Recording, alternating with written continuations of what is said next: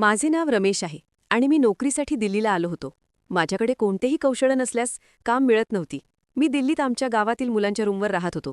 ते सर्व ड्रायव्हर होते आणि त्यांना पगारही खूप चांगला होता. आता मला दिल्लीत जवळपास महिना उलटून गेला होता आणि जवळचे पैसे केव्हा संपले होते. त्या सर्वांनी मला सांभाळा घेतले, पण माझ्या हाती कुठली नोकरी मिळाली नाही. मग त्यात माझ्या एका मित्राला माझी दया आली आणि त्याने मला गाडी चालवायला शिकवली. गाडी चालवायला शिकलं त्यानंतर त्या मित्रांनी त्याच्या ओळखीवर माझी जबाबदारी घेत मला एका बगल्या ड्रायव्हर म्हणून कामाला लावले. माझ्या मित्राने माझी जबाबदारी घेतली म्हणून त्या मालकाने मला त्यांच्या मुलीचा ड्रायव्हर म्हणून कामावर घेतले. ते खूप श्रीमंत लोक होते. त्यांच्या घरात माणसं कमी आणि गाड्या जास्त होत्या. माझ्या व्यतिरिक्त तिथे आणखी 2 ड्रायव्हर होते. त्यातल्या एकाची ड्युटी मालकांना सकाळी त्यांच्या फॅक्टरीत घेऊन जाणे आणि संध्याकाळी पुन्हा घरी घेऊन येणे अशी होती, तर दुसरीची ड्युटी मालकिणींना बाहेर कुठे काही काम असेल तर घेऊन जायचे अशी होती. त्यांचा गारमेंट व्यवसाय होता आणि माझी ड्युटी त्यांच्या एकुलत्या एक मुलीला कॉलेजला आणि क्लासेसला घेऊन जाणे आणि क्लासेस संपल्यावर पुन्हा घरी घेऊन येणे अशी होती. तेवढ्या मोठ्या बंगलात ते तिघे राहत होते. मालकांची मुलगी एका खूप मोठ्या नामांकित कॉलेजमध्ये शिकत होती आणि मी तिची गाडी चालवायचो. मी तिला रोज सकाळी कॉलेजला आणि क्लासेसला सोडायचो आणि संध्याकाळी पुन्हा बंगलात नेऊन सोडायचो. अनेकदा ती संध्याकाळी तिच्या मैत्रिणीकडे जायची आणि मी तिला तिथे घेऊन जायचो. मी एका खेडेगावात असल्याने मला माझ्या इज्जतीचं खूप काळजी होती, कारण माझ्या मित्रांनीही मला अशी समजूत दिली होती की आपण आपले गाव सोडून इथे फक्त पैसा कमवायला आलो आहोत. त्यामुळे आपले लक्ष फक्त आपल्या कामावर ठेवायचे आणि त्यासोबत प्रत्येक स्त्रीचा आणि मुलीचा नेहमी आदर करायचा. त्यामुळे आजपर्यंत मी मालकांच्या मुलीकडे कधीच नजर वर करून पाहिले नव्हते. मालकांच्या मुलीचे नाव निकिता होते. तिचे स्वप्न होते की तिला मिस वर्ल्ड बनायचे होते. यात तिला तिच्या वडिलांचा पूर्णपूर पाठिंबा होता. मुलगी खूप साधी होती, पण मी तिच्याशी बोलताना नेहमी खाली मान घालून बोलत असे. माझ्यासाठी माझे मालक आणि मालकीण दोघेही खूप छान आणि दयाळू होते, ज्यांनी मला काम देऊन माझ्यावर खूप मोठे उपकार केले होते. मी मालक मालकीणचा खूप आदर करत होतो, कारण ते दोघेही दयाळू होते. निकिता गाडीत माझ्याशी खूप बोलायची आणि अनेक इकडून तिकडून गोष्टी सांगायचे, पण मी फक्त मान हलवायचो.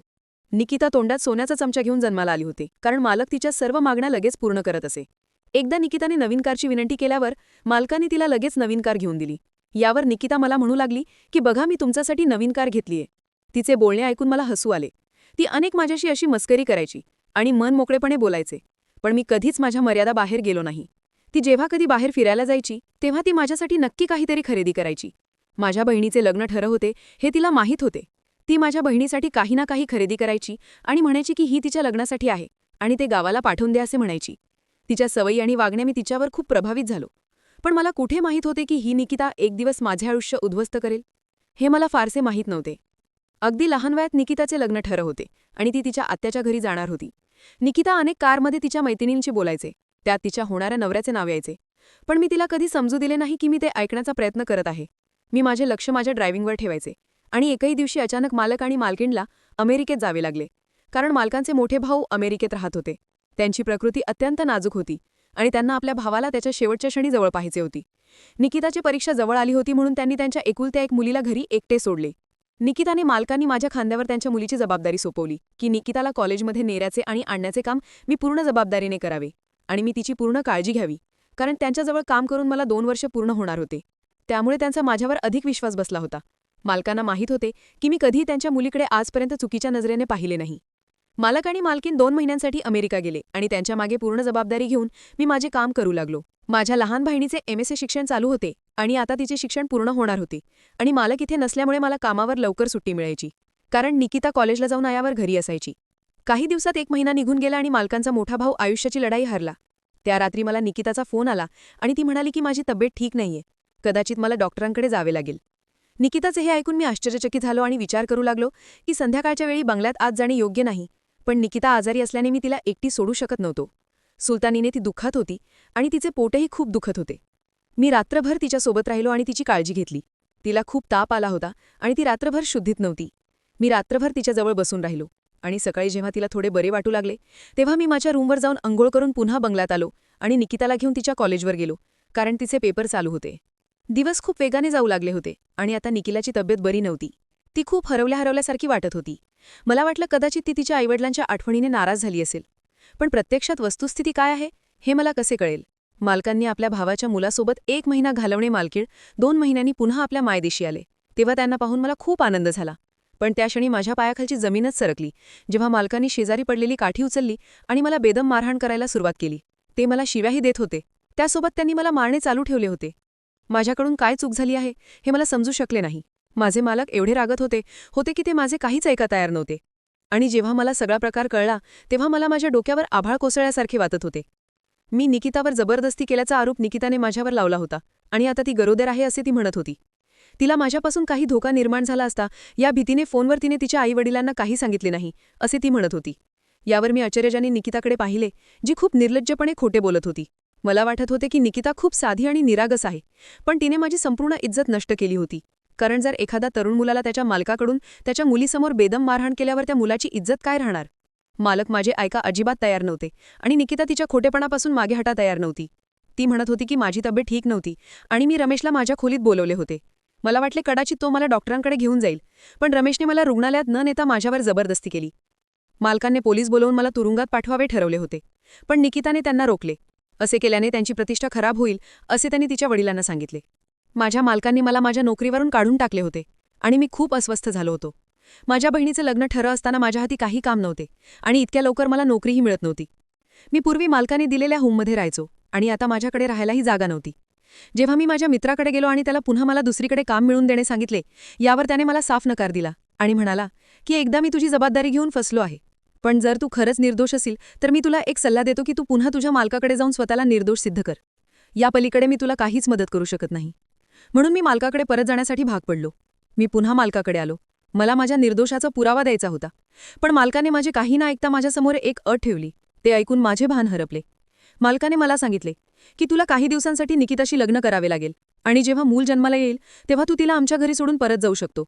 आम्ही बाळाचा गर्भपात करण्याचा खूप प्रयत्न केला, पण सर्व डॉक्टरांनी सांगितले की यात निकिताचा मृत्यू देखील होऊ शकतो आणि मला माझी एकुलती एक मुलगी गमवायची नाही. आमची बदनामी होण्याआधीच आम्ही निकिताचे लग्न तुझ्याशी करू आणि तू तिला तुझ्या गावी घेऊन जा. मूल जन्माला आल्यावर आम्ही निकिताला परत आमच्याकडे घेऊन येऊ. त्यासोबत तुला काही पैसेही देऊ. निकिता खोटे बोलली होती आणि हे मूल माझे नाही हे मला चांगलेच माहीत होते, पण त्यानंतरही मी हे मान्य केले कारण मला कुठे तिला आयुष्यभर सांभाळायचे होते. थोड्या दिवसांचा तर प्रश्न होता. माझ्या बहिणीच्या लग्नासाठी मला पैशाची खूप गरज होती आणि सध्या फक्त माझा मालकच मला इतके पैसे देऊ शकतो. त्यामुळे मी निकिताशी लग्न करण्यास सकार दिला आणि तिच्याशी लग्न करून तिला गावी आणले. लग्नानंतर आम्ही दोघेही लगेच गावी जाण्यासाठी निघालो. संपूर्ण रस्त्याला एकदम गप बसली होती. मी सुद्धा गावात पोहोचेपर्यंत तिच्याशी काहीच बोललो नाही. निकिताला पाहून मी आणि गावातील लोकांनी आश्चर्यचकित झाले आणि जेव्हा मी आईला सांगितले की माझे लग्न झाले आहे तेव्हा आई म्हणाली की तू मला एवढी मोठी गोष्ट सांगितलीस का नाही. मला तुझ्या लग्नाबाबत खूप इच्छा होत्या, पण निकिताच्या उपस्थितीने माझ्या आनंदी झाली आणि निकितावर माया करू लागली. निकिता खूप सुंदर होती आणि एवढी तरुण सुंदर सून पाहून माझ्या आईच्या सर्व तक्रारी दूर झाल्या आणि ती निकिता माझ्या खोलीत घेऊन गेली आणि तिला गावातील स्त्रियांप्रमाणे सजवायला लागली. आणि मी संध्याकाळी खोलीत आले ते निकिता नववधूच्या रूपात पलंगावर बसली होती. तिला पाहून मला आश्चर्य वाटले. ती पिक्चरमधील एखादी हिरोईन असल्यासारखी वाटत होती. मी माझ्या पत्नीच्या पहिल्या नजरेत प्रेमात पडलो, पण माझ्या पत्नीने मला वाईट चारित्र्य कसे सिद्ध केले हे मी कसे विसरू शकतो. मी येऊन बेडवर तिच्याजवळ बसलो तेव्हा ती भीतीने थरथर कापू लागली. तिचे माझ्याशी लग्न कसे झाले हे तिला चांगलेच माहीत होते. मी तिला काही सांगायचे आधीच ती रडायला लागली आणि बेडवरून खाली उतरून माझ्या पायाजवळ खाली बसली. तिचे अश्रू माझ्या पायावर पडत होते, कारण मी तिला नेहमी खूप चांगली आणि दयाळू मुलगी मानत होतो. ती मला म्हणाली की तिने माझ्यावर केलेल्या आरोपाबद्दल तिला खेद वाटतो आणि तिला तिच्या चुकीची पूर्ण जाणीव झाली आहे, पण माझी बदनामी करण्याचे कारण तिने सांगितले नाही. मोठ्या मजबुरीत केले एवढेच असं सांगितले. मी निकिताकडे उद्ध्वस्त नजरेने पाहिले आणि तिला स्पष्ट शब्दात सांगितले की जरी तू हे मजबुरीत सर्व केले असले तरी तुझ्या या गोष्टीमुळे माझी इज्जत नष्ट झाली आहे. कदाचित तुला माहीत नसेल की आम्ही गावाकडचे लोक आमच्या इज्जतीची किती जपतो. तुझ्या चुकीचा ठपका तू माझ्यावर टाकून तू मोकळी झालीस आणि मी निर्दोष असूनही माझ्या मालकाच्या नजरेत खाली पडलो. माझी इच्छा असूनही मी तुला कधीच माफ करू शकणार नाही, परंतु मी विवाहित स्त्रीचा अपमान करेन असे मी म्हणत नाही. त्यामुळे तू या घरात बिनधास्त राहू शकते. तुला कशाची अडचण येणार नाही आणि तुझी ही चूक जेव्हा तू जगासमोर आणशील तेव्हा तुला लाज वाटेल. आणि ठरल्याप्रमाणे बाळाचा जन्म झाल्यावर मी स्वतः तुला तुझ्या मुलासह तुझ्या घरी परत सोडीन. मी निकिता माझ्या पायाजवळ उचलले आणि तिला बेडवर बसवले. त्यानंतर मी बाहेर जाऊ लागलो तेव्हा निकिता बोलणे माझ्या पायात साखळी घातली. ती म्हणू लागली, मी असा काहीही गुन्हा केला नाही. ना मी तुला तुझ्या मालकाच्या नजरेत पाडवले आहे, ना तुझे आयुष्य उद्ध्वस्त केले आहे. पण तुझ्या मालकांचे तुझ्यावर खूप प्रेम आहे आणि त्यांचा तुझ्यावर सर्वात जास्त विश्वास आहे. म्हणून तुझ्या मालकांनी त्यांच्या जीवनातील सर्वात प्रिय आणि एकुलती एक मुलगी तुझ्या स्वाधीन केली आहे आणि मला हे सर्व करण्याची आज्ञा त्यांनी मला दिली होती. निकिताच्या बोलण्याने मला आश्चर्य वाटले. मी निकिताच्या चेहऱ्याकडे बघत राहिलो. तिच्या चेहऱ्यावर निरागसता पसरली होती. मी विचार करत होतो की ती 21 वर्षाची एक निष्पाप मुलगी कोणत्या परिस्थितीचा तोंड देत होती. निकिता म्हणू लागली की मी गरोदर नाहीये, पण माझे वडील तुझ्याशी खोटे बोलले होते आणि त्यांच्या वडिलांना हे सर्व मजबुरीत करून केले होते, कारण त्यांना आपल्या मुलीचे आयुष्य उद्ध्वस्त होताना नव्हते पाहायचे. निकिता जवळ आली आणि माझा हात तिच्या हातात धरला आणि मला पलंगावर बसवले. निकिता मला हे सर्व अतिशय शांत घारस्ती शब्दात सांगत होती आणि मी तिचे बोलणे शांतपणे ऐकत होतो. तिचं लग्न तिच्या आत्याच्याच मुलाशी होणार होते. पण वेळ निघून गेल्यावर निकिताच्या वडिलांना आपली चूक समजली. कारण निकिताचा होणारा नवरा त्याच्या आईवडिलांचा एकुलता एक मुलगा असल्यामुळे तो खूप बिघडला, व्यसनी आणि अय्याशी मुलगा होता. त्याच्याकडे ना पैशाची कमतरता होती ना कुठल्या गोष्टीची कमतरता होती. त्याच्या आईने आपल्या मुलाला कधीही चुकीच्या गोष्टींबद्दल फटकारले नाही. तो जसजसा मोठा होत गेला तसतसा त्याच्यात वाईट सवयी वाढत गेल्या.